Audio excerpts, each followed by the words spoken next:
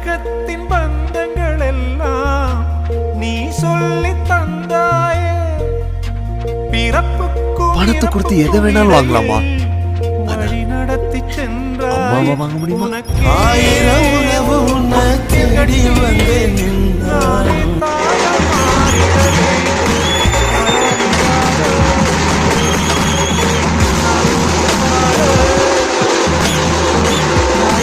கண்ணுறங்கு என்னோட மடி சாய்ந்து